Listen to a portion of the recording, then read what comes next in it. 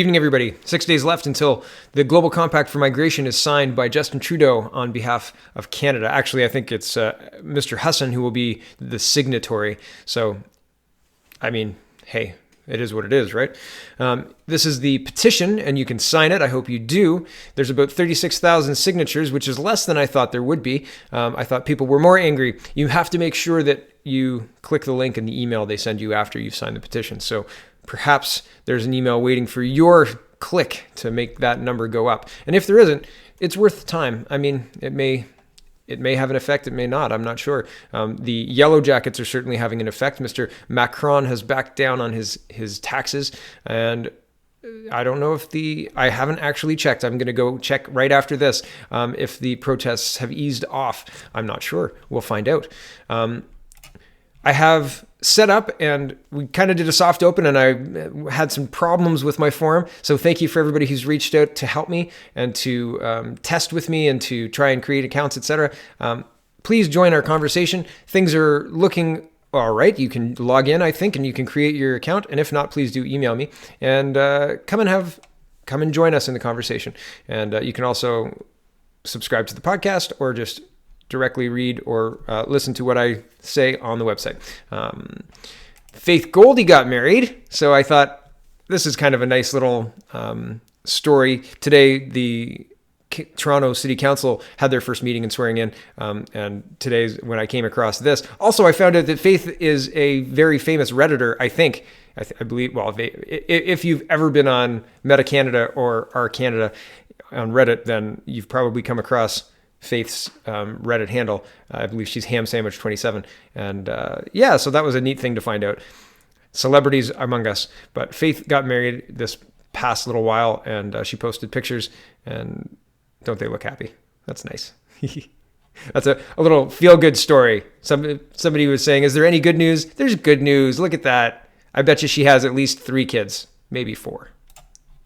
Andrew Scheer today introduced a measure into the House, as was teased yesterday by Ms. Rempel and by Mr. Scheer as well, that they were going to try and fight the Global Compact on migration. And so here's Andrew Scheer's tweet, quote, Justin Trudeau and the Liberals just defeated my motion opposing the UN Global Compact for migration. He may be ready to cede Canada's sovereignty, but I'm not.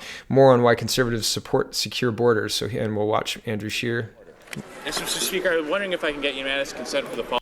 One thing I want to point out is listen to how disrespectful and rude the Liberals are. It's not his own caucus that's talking over him. It's the Liberals as soon as they realize what he's trying to do, which is get a unanimous consent motion for signing on to the Global Compact, which he knew they were going to vote it down. This is a procedural thing. He has to do this. Well, he has to do this now because he's spoken out about it, and he's the official opposition.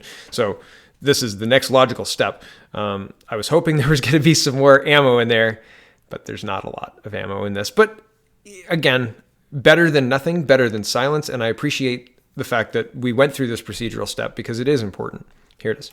Following motion that given, well, here at first, it's pretty good, that given Canadians must be in control of their borders and have full sovereignty over their immigration system and refuse to allow the government to continue to cede this control to authorities beyond our borders, that the government has allowed over 38,000 people to illegally enter Canada from the United States and abuse our asylum system at a cost of over $1 billion, thereby compromising the integrity of our borders and immigration system.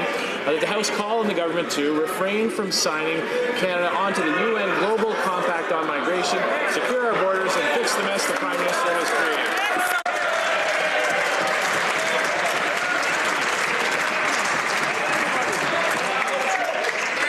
Does the Honourable Leader of the Opposition have unanimous consent?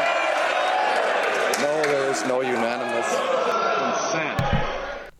No unanimous consent. Sorry, guys, no go. That's what a majority government looks like. So whoever we replace Trudeau with we need to be sure. How's that? But I'm sure that he has to go. But we need to be sure that it's the right person.